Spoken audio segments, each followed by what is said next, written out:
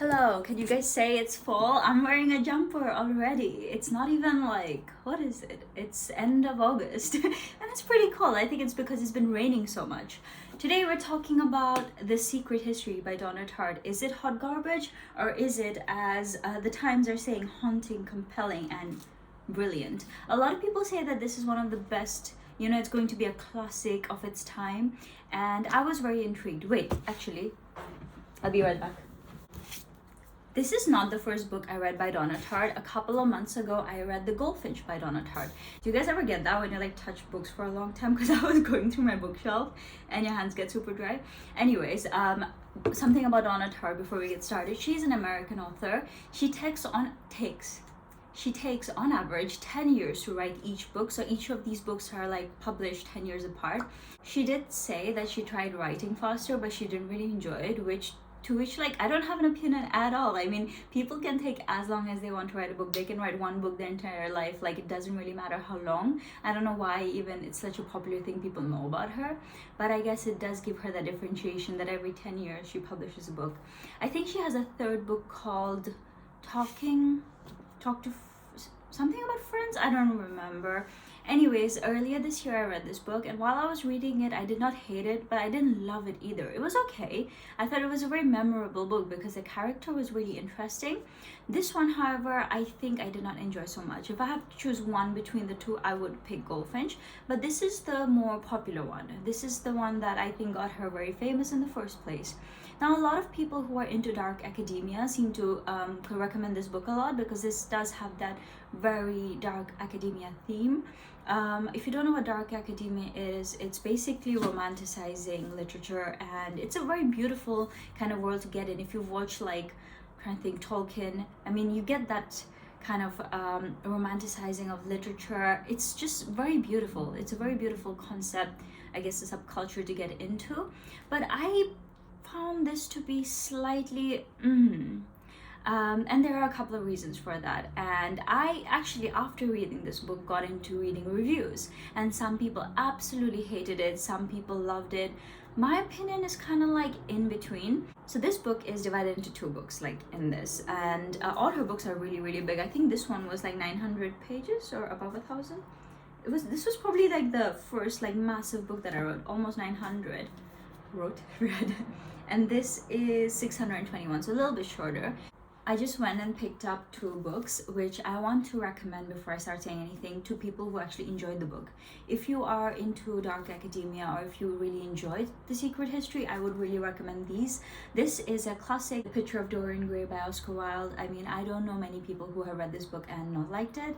And Brideshead Revisited by Evelyn Waugh, which is also I would say book one was very similar to this, and book two was very similar to this. Also, almost the two combined gave birth to this. I want to say, when I started reading Donna Tartt, when I read this book, I realized that she has this, at least in these two books, a storyline.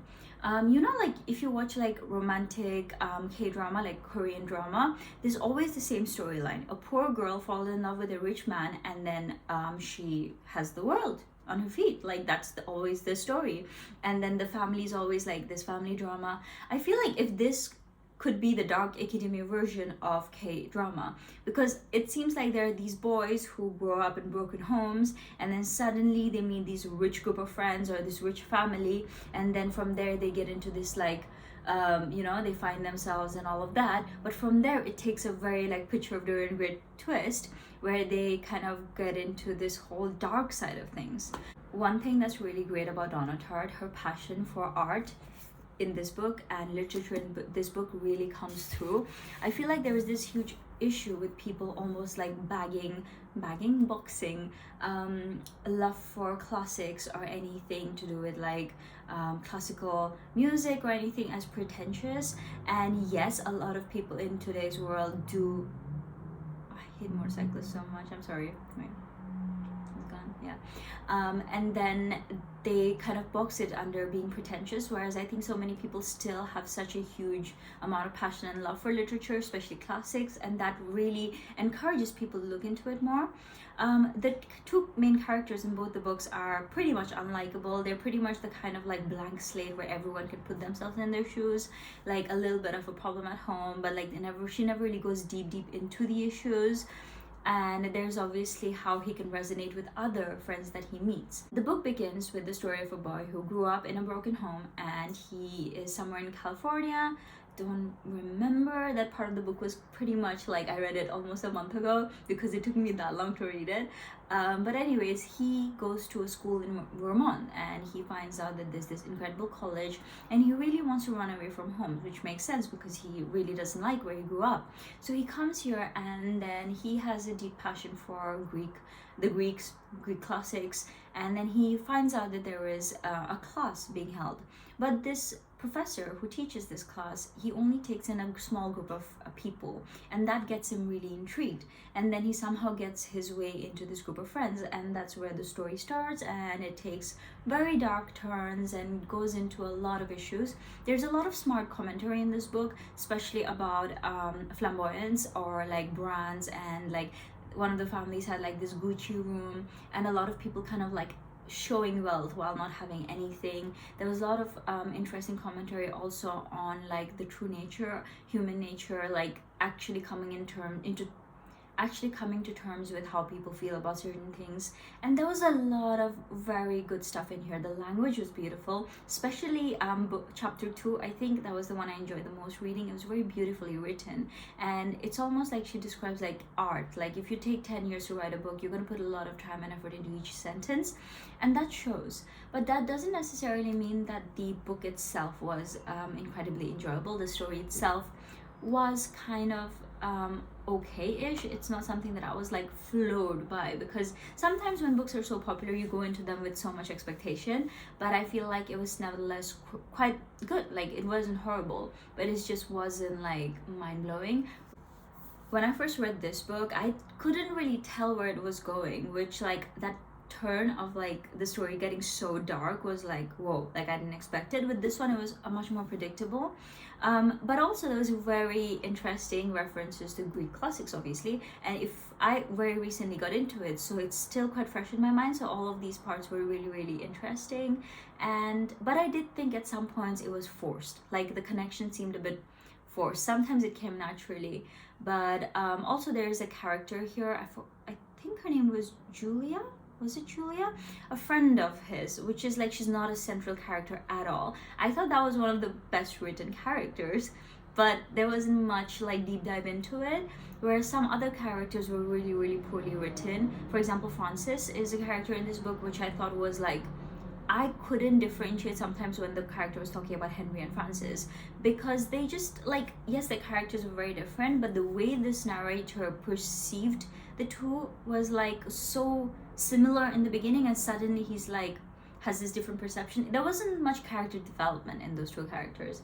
I feel like I'm going on a tangent now, but anyways, if you want to read this book, I would definitely say yes, give it a chance, but maybe listen to the audiobook, because it is very long and some of the passages are very flowery, and if you're someone who loves descriptive detail, you will enjoy it. But if you just want to get a grasp of like what she is talking about, like the audiobook is good enough, and the narrator is actually really good. But this one is a different story. I would say if you want to read a Donna Taart book and you want to understand her writing, Goldfinch was a lot better, and it was a more unique story in itself, definitely. And this one was, maybe because this whole trope is so commonly used nowadays, maybe that's why I found it very like generic, whereas at the time when this was written, maybe it was not that generic, and a lot of people derive their inspiration from this book. But I also see how she derived her inspiration from these books, or maybe not, maybe I'm just seeing something that isn't there.